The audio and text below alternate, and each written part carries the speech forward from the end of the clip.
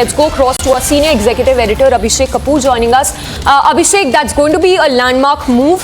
One nation, one poll is all set to become a reality soon, the cabinet having given it a go-ahead. Well, yes, it's a big move by the centre. Remember, this was one of the election manifesto promises of the Modi-led government. The fact that on the first day after completing 100 days, the cabinet accepts the Kovind panel report. Also remember, this is something, an idea which Prime Minister has been pushing for a while. In fact, from his first term into his second term, he was building consensus, and subsequently we saw last year the Kovind panel being set up, led by former President of India, Ram Nath Kovind, which also included, among others, Union Home Minister Amit Shah and Ghulam Nabi Azad, the former Congress leader who now heads the DP-AP party in Kashmir.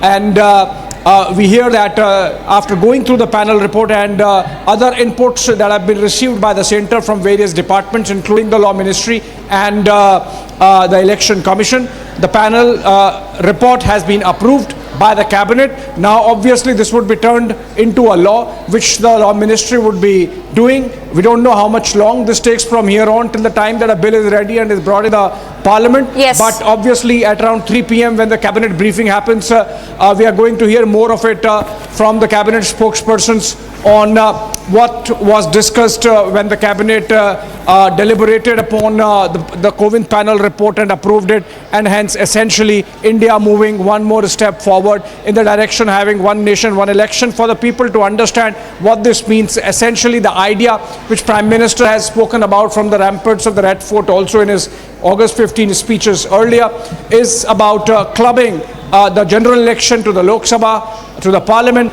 and the assemblies, the state assemblies across the country.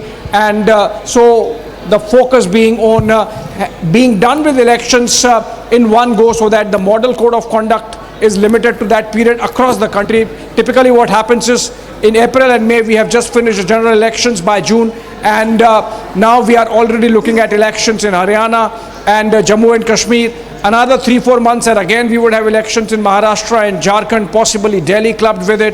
And so this election cycle keeps the model code of conduct in perpetuity, which hampers governance. And so if you have one nation, one election, and you implement it, when you have Lok Sabha election and all the state assembly elections together, then obviously the model code of conduct is limited to that period once in 5 years, and rest of the 4.5 years or more than that, the governance is not affected with the implementation of the model code, which really puts constraints and restrictions on policy making, policy decisions, announcement of policy decisions, etc. So I think this is a big move by the Modi government, part of the BJP election manifesto in the general elections. And of course, as I mentioned, Prime Minister has been talking about it for a few years now. Also remember, for the first 3 general elections, 1952, 1957 and 1962, in fact 1967 also, we had this principle in practice in India post-independence, where first three elections, general elections, were held with the Lok Sabha and the state assemblies together. Subsequently, of course, because of the very liberal, ruthless implementation of Article 356 and dismissal of various governments, the whole cycle got disturbed. And since we have seen, as I was mentioning, in the month of April and May, you have had general elections. This month we are having Jammu and Kashmir and Haryana.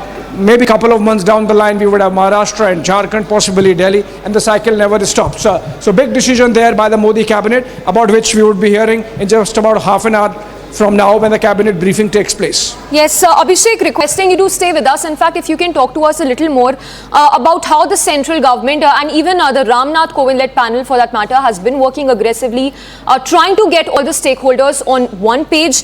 Talk to us about these back-to-back meetings that have been held. One, and is the opposition united in its stand opposing the one nation, one poll pitched by the centre? Well, yes, so it's been a very fractured political debate on one nation, one election. So the BJP and some of its allies have backed it. Most of those in opposition, essentially the NDA bloc led by the Congress, have opposed it.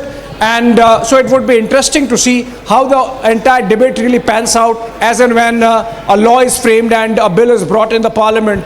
It has been a fractured debate, and by and large most of the opposition parties do not agree with the government. So that's where it would be very interesting to see how the government moves forward on this in terms of mobilizing public opinion and getting consensus going so that it passes. Of course, in the parliament, the government has the numbers both in the Lok Sabha and the Rajya Sabha, and so passing the bill by itself would not be difficult, irrespective of opposition, unless the situation is such, pandemonium is such that the law cannot be passed. Again, remember that whole cycle of bringing in a law, first the law ministry framing the law, bringing a bill, getting into the parliament, if need be sending it to the standing committee, bringing it again, getting it passed, going to be a long process. But the fact that the Modi government has decided that this has to happen, obviously from here on a lot of effort would be put in terms of consensus building across the country, mobilize public opinion, and make sure that when the bill comes in, a great mass of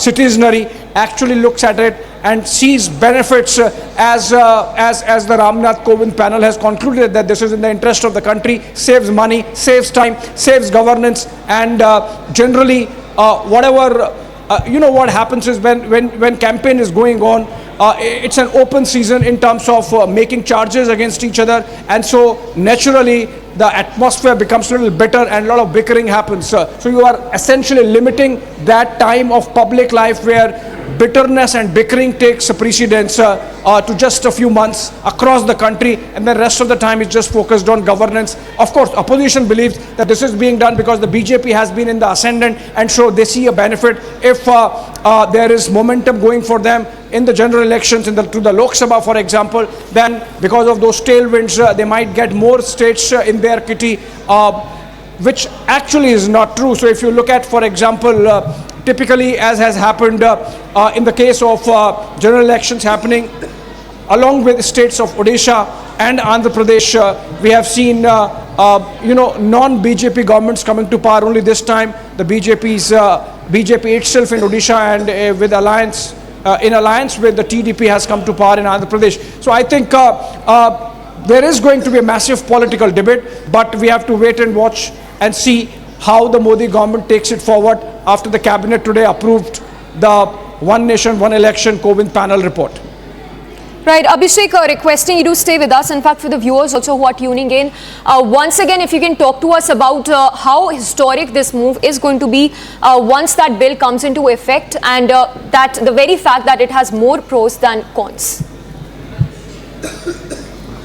I would request that we get more voices if the input can really patch some reactions coming in. But as I said, there is a political debate that has been happening for a couple of years. There is, very strong opposition to this proposal of the Prime Minister that we should have one nation, one election in the country, and that's the reason why this lot of consultation went into this whole exercise, and it was the fact that it was led by a former president to give it a veneer of respectability and broad base the consultation and to get more people on board.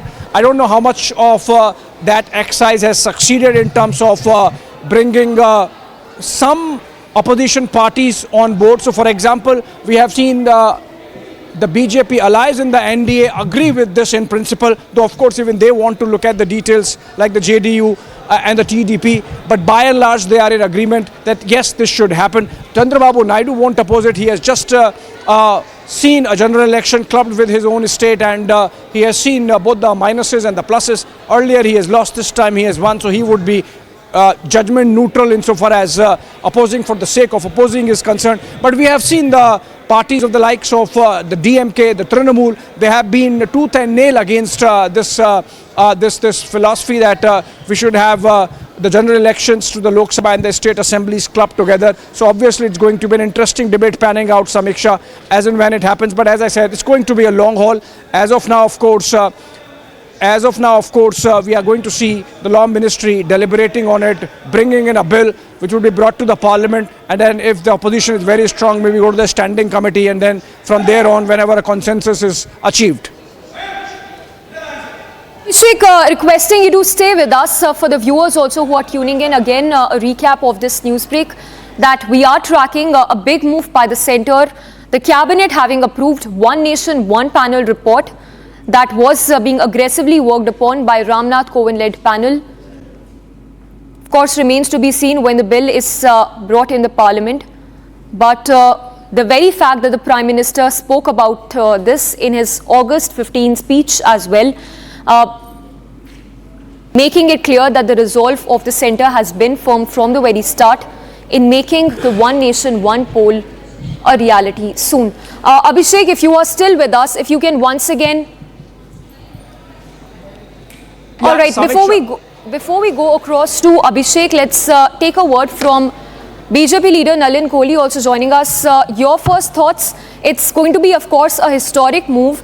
The very fact that One Nation, One Poll is set to become a reality soon. One nation, one poll is exactly how elections used to be held when India became a young republic in 1952. It continued for a period of time. And then the break took place, and after which it has consistently been in a manner. And now we have in the country elections taking place constantly. So like you have just had the Lok Sabha a few months ago, and now you have state assemblies happening. Today also there's an election. Next year there are further elections. So this constant cycle of elections, not only there is a financial aspect to it, more importantly, it leads to disruption of work. Because the model code of conduct steps in, governments and administration requires to focus on the election process. So this was something that Prime Minister Modi and the government had pointed out that they would like to do and make it an agenda. And true to the commitment, the Bharatiya Janata Party government and NDA government put that up in what you call a panel of ex-President Kovindji, and now the cabinet has approved. Yes, just this last question before we let you go. Any message that you have for the opposition also? The very fact that the opposition has been firm on this stand, opposing One Nation, One Poll unanimously. All right, we seem to have lost that connection. But BJP leader Nalin Kohli also speaking, who's also a lawyer, speaking about the very fact that this is going to be landmark in many ways. The cabinet having approved One Nation, One Poll report.